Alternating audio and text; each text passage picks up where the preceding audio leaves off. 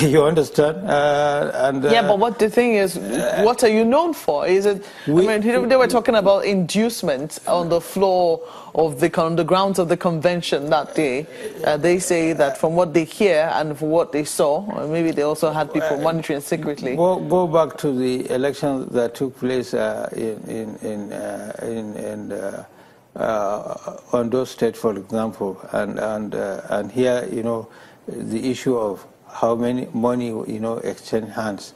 Go back to the recent elections in Anambra State, and here about the vote buying by the APC. So are you saying then, are you accepting then? Let me land here. Yeah. International observers, I watched them live, commenting they had never seen a high level of vote buying, you know, as they saw APC doing in Anambra State. So I heard the observers say that they saw a high level of vote buying, but they said they saw all the parties doing it. That's what I heard them say. Yeah, well, if all the parties did it and somebody won, which means somebody paid a higher price. If all did, so we're talking of level of something. I don't support that. If we want to stop that, we should all work together to stop it.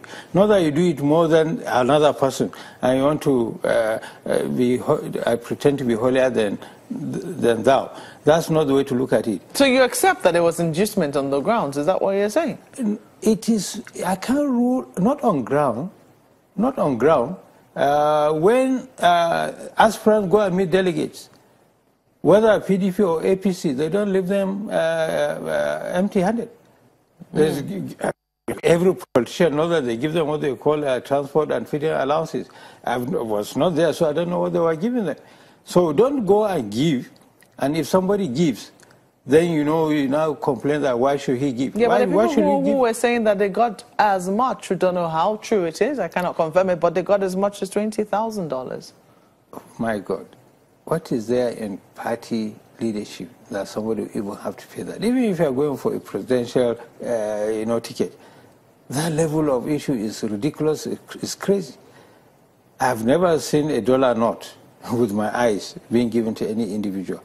But for anybody within PDP or APC to be talking this way, I think we're not being honest with ourselves. We should all work together to do away with money in politics. You can't completely do away with money in politics, but there should be reasonable expenditure in terms of, seeking for political offices, whether within a political party or, for seeking for public office.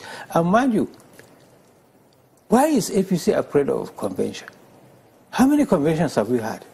We're not afraid to gather and do whatever, knowing that, there may be fallout, but we have the capacity to work, and address those fallouts. APC has been afraid before to hold even a common executive committee meeting of a few. They have to go around talking to one another so that they don't break up.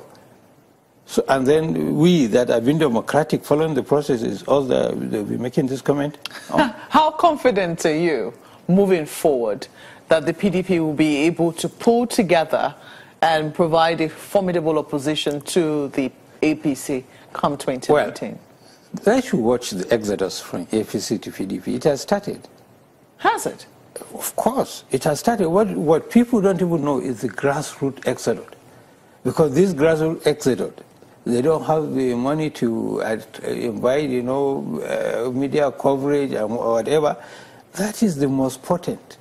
It's not the high flyers that you even be concerned about. It is those who, on their own volition, the voters, village by village, polling unit, moving away from APC into PDP. So what's the first assignment now? Now that Prince Uche Secondus has emerged as PDP national chairman and now has a group of people working with him under the National Working Committee, what is the first assignment of this group of people? It's not me that gives an assignment. I'm just wondering, as a member of the party, as a member of the BOT as well, what do you see as their first task? They will formally take over.